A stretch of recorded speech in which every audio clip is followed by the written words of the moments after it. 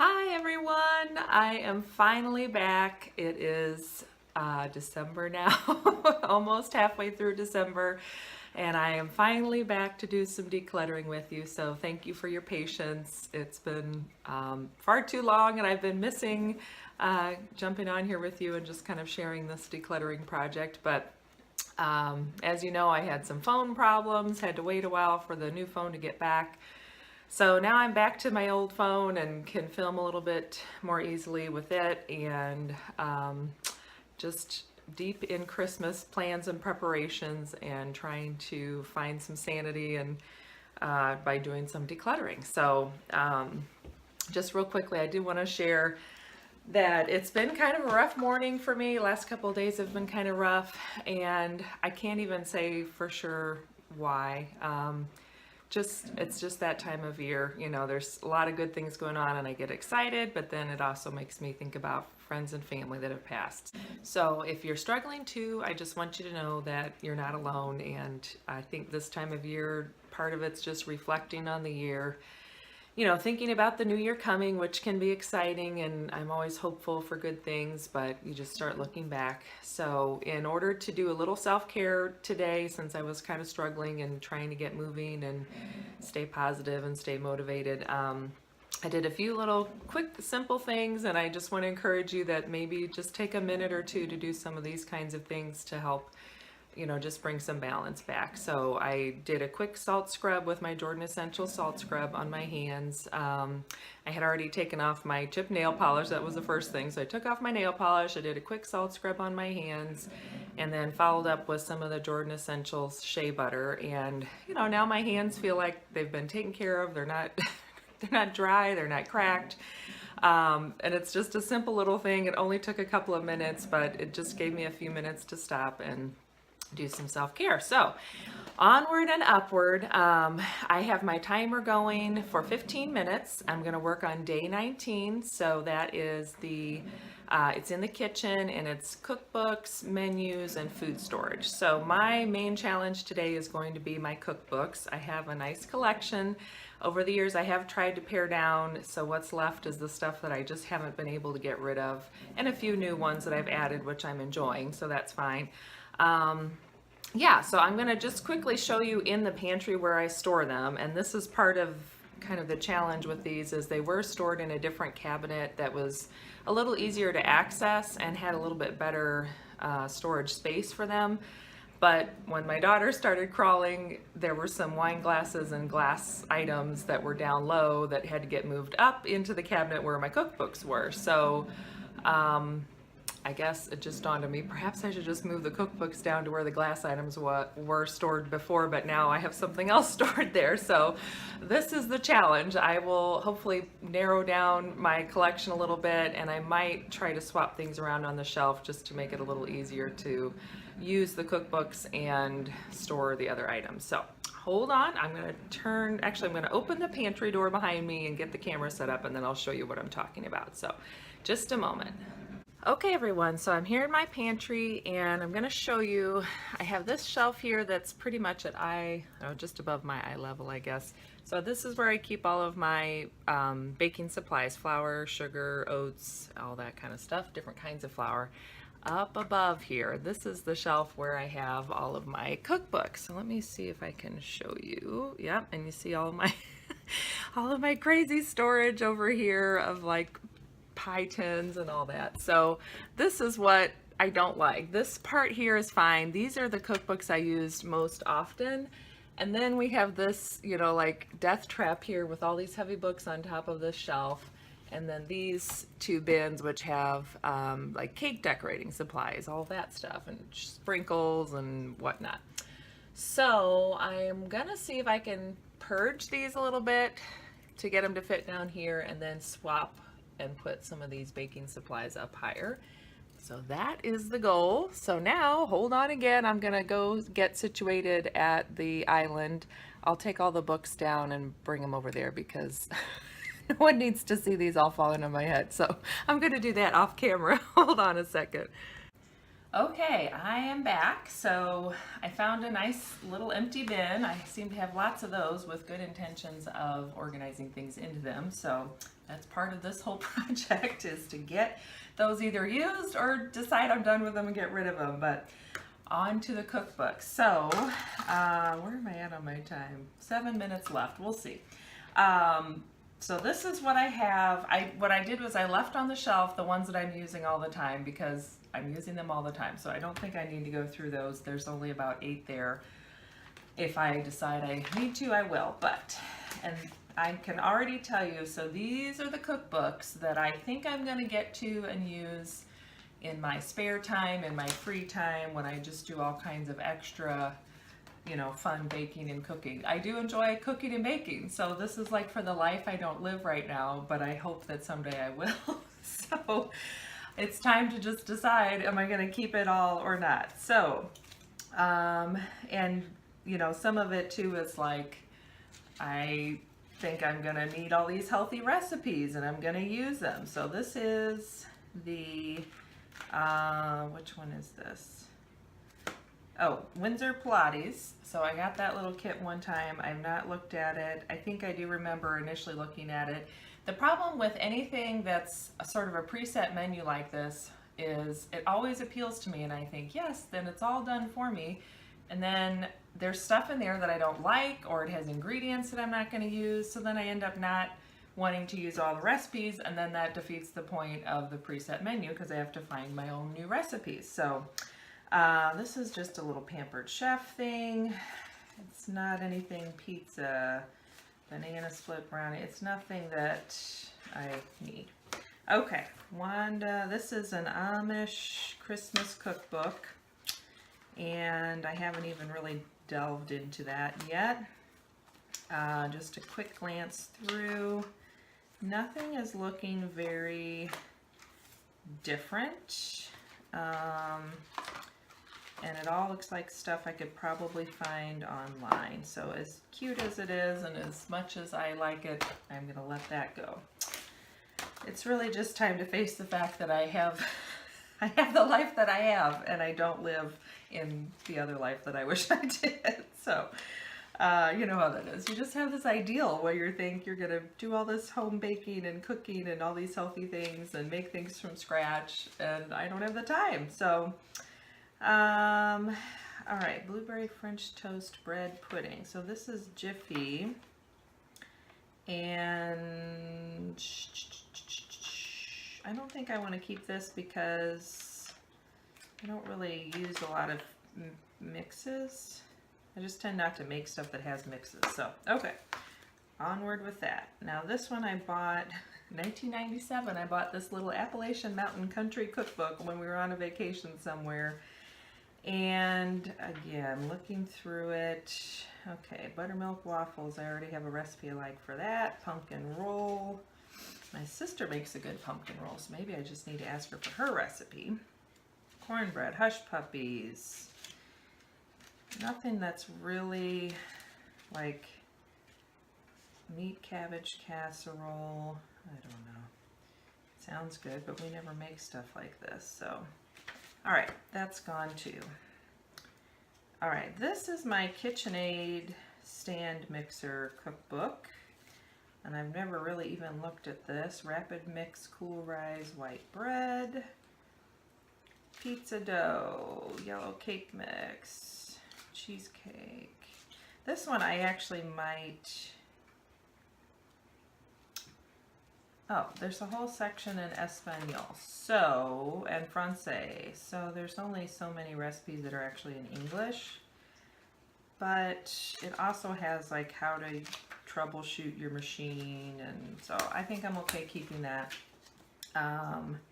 Smoked salmon recipes, these came with some smoked salmon that I got from my mom and stepdad after they went on a cruise to Alaska, so that's fun, but I've used up the smoked salmon and I don't tend to buy that. This was one that came from Grandma, so it was like my daughter's own little cookbook with like kid-friendly recipes. We just got that last year and I haven't really gotten into that with her, so that might be fun to do. coming up in January. We shall see. You know how that goes. All right, Sweet Scoops, low-fat frozen desserts. Nope.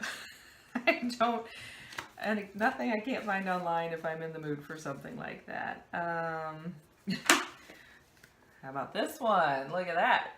Can you tell? All kinds of fun stuff. Anything different. Country fried chicken, stuffed roast beef, bread, sausage, meatloaf, wild game. I don't usually cook with wild goose, wild duck, or quail.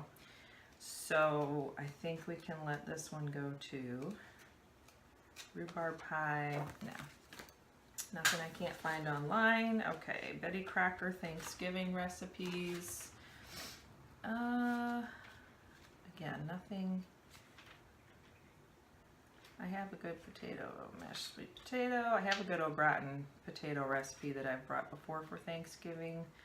And the rest of this is just nothing. Wait, maple pecan pie. That was something I actually talked about making this year. But I'm pretty sure I can find recipes like, oh, and it has chocolate chips. Never mind. All right, moving on. So my dad's side of the family is Polish, and this is one about some Polish Christmas traditions. Not that we do a lot of them, but I just thought it was interesting because that's kind of our heritage. So that one I'll keep. This one was a bridal shower favor for my cousin who got married, and it's like all their family recipes, so I'm okay keeping that one because that's kind of a family one. Magic bullet recipes. I don't even have a magic bullet anymore, so we can let that go. This is, I think I remember, this is, where's the cover? Slow cooking pocket cookbook. And again, like, I really like using my slow cooker, and I think often that I need to use it more. So little cookbooks like this sound like a good idea, but I think when I've looked through this before, there's not a whole lot that actually appeals to me. So I'm gonna let that go too, you guys. I'm actually surprising myself. Okay, this was from, all right, I know, I need to hurry it up. Let's see. Let me set it for 3 more minutes and see if I can finish these up. Okay, this was one from when I lived in Michigan for college. So this was like the little church cookbook. I'm okay keeping those. Like anything that's kind of sentimental, for now, that's okay, because I can already tell you that my stack is getting shorter. Man, your grill, cooking and grilling with beer. Isn't that cute? I think that was a gift to my husband one year. He doesn't usually cook very much. He can, he just doesn't usually do it very much. He just works a lot. So that I'm gonna let go. This one, I can't show you the cover, but it's a local bank, and I think I've gotten in here before, and it's a lot of people from our community where I grew up, and probably doesn't have anything special that I can't find online, but I don't know. Again, it's kind of sentimental, so I'm okay keeping that. All right, here's another Amish Friends cookbook. Now, goat's milk fudge. I don't have any access to goat's milk. I wonder, red beet jelly. I think I'm gonna let this go too. I don't know, just, it sounded good. All right, Cook Right for Your Type. If you've ever heard of the Eat Right for Your Type, this is the book called Eat Right for Your Type, which it's basically a concept. A doctor did a bunch of research and discovered that if you eat certain foods based on your blood type, that your body processes them better and benefits from them more. And there are some good recipes in here that I've used in the past when I've tried eating more toward my my type. Lately I've done more keto eating, so I don't know if I want to keep this or not. I have not used it in a long time, but it's kind of nice because it has a lot of alternative things. So even, you know, if you're just trying to find a recipe that's not wheat but could be other grains, it has a lot of stuff like that. I'm going to keep it for now. Maybe a bad choice, but there we are. Okay, make a mix. Now this one, I haven't used in a while, but it's kind of nice because it has stuff like taco seasoning mix. And you make it in bulk and then just kind of keep it on hand. And I need to probably get in here and use it more because there's a lot of good, like you can make essentially like your own homemade, what's that called? Bisquick. You can make stuff like that, you know, it gives you the recipe to make it yourself, and then you can have it on hand. All right, Rachel Ray, Express Lane Meals. I've not ever cooked anything out of this, and she's cute, and I these do sound like stuff I would like, but they're all kind of things that I have to really, you know, it's real specific. Artisan bread, I know, I'm trying to hurry. Artisan bread, 5 minutes a day. Okay, am I gonna use this? Probably not. I just don't do a lot of bread. Hello, I just said I'm trying to eat keto or trying to eat low carb. This is the thing. If you're on Netflix and there's a show called, what is it called? Cooked?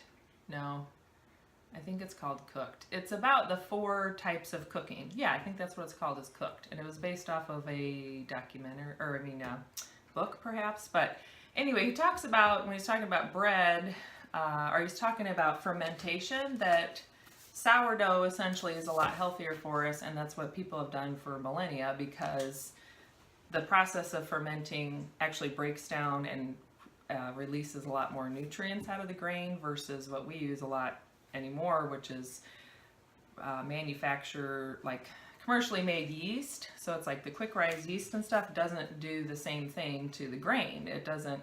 It adds the fermentation, but not in the same way as if you let it naturally ferment. So I'm saying that because I keep thinking someday I'm going to start trying to make sourdough bread, because I do think that is healthier because of that documentary. Again, haven't done it yet. All right, Joy of Cooking Christmas cookies. I think, yeah, this was from a college roommate. I haven't used it in a long time, but it's got a lot of like interesting pecan lace cookies, spiced apple bars, eggnog. It's got stuff like that. And he wrote me a nice note, so I'm keeping it. It's sentimental. All right, this one I have to ask my husband about. We are not smokers, but somehow or another he ended up with this 50 from the Trail, the best cowboy cooking from a timeless land, that's made by Marlboro. I can't even say it, Marlboro.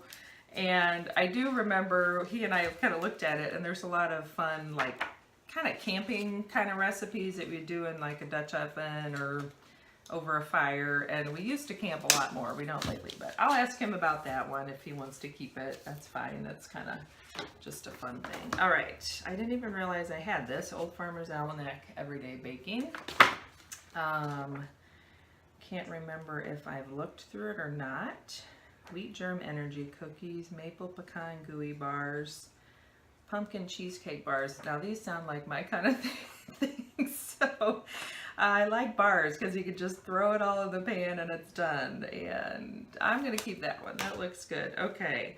Real Simple cookbook. I think what I have found with Real Simple recipes is they seem to always have just a few too many exotic things that I just don't, I don't cook with. So then in order to make the recipe, you got to go buy it. And it's just nothing that I need on hand. So I'm getting rid of that. All-time favorites, Better Home and Garden, Better Homes and Gardens. Okay, chowder. No, we don't like to eat a lot of chowder. Black beans. Nah, I don't think we need this. Okay.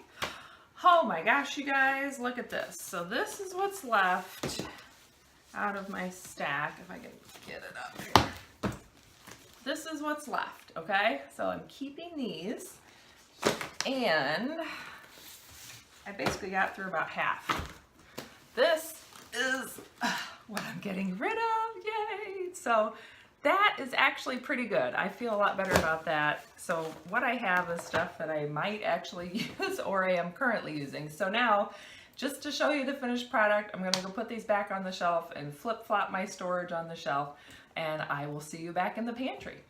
Okay, I am back here in the pantry, and I have the cookbooks that I was keeping put away, and I realized as I was working on it that the reason I didn't have it reversed before, where I had the cookbooks on the bottom part of the shelf and then that metal riser with the baking supplies on top, is because the cookbooks were too tall to fit under the metal riser. So that's why I had it the way I had it. But the good news is, because I purged and got rid of about half of those cookbooks, I now have room for everything to fit, including my two cookbook stands. So I'm going to show you that. Let me see if I can keep it from wobbling too much. Okay. So right up there, you can see this is my stack of stuff that is sometimes used when I take things, you know, those metal foil pans are always handy to have. This is my little, what is that called? Immersion blender, and I use that occasionally. And then of course clear combo cutlery, that's always handy. But here we are. So baking supplies are in this basket. The little box on top has my piping bag and my, I guess it would not be nice if you can see me, but anyway, my piping bag and tips are in there. And then I have all of my cookbooks here, including my two cookbook stands at the side. And I think that's going to work great. So I am really happy about that, and I just realized you can probably hear the coffee pot going in the background, and that's because I'm doing my descaling of coffee pot and tea kettle today, since I think we're in zone 3 actually. I don't know. I didn't do it this month, so I'm doing it today while I'm working here in the kitchen. So thank you for joining me today. Yeah, again, just hang in there. I know this time of year, if you're anything like me, it's full of anticipation and excitement, and then sometimes things fall short, or just life is not always happy and great, and you just have to get through it. So it's okay. It's okay to be down and be in those moments, and then try to build yourself back up or climb back out of that hole a little bit.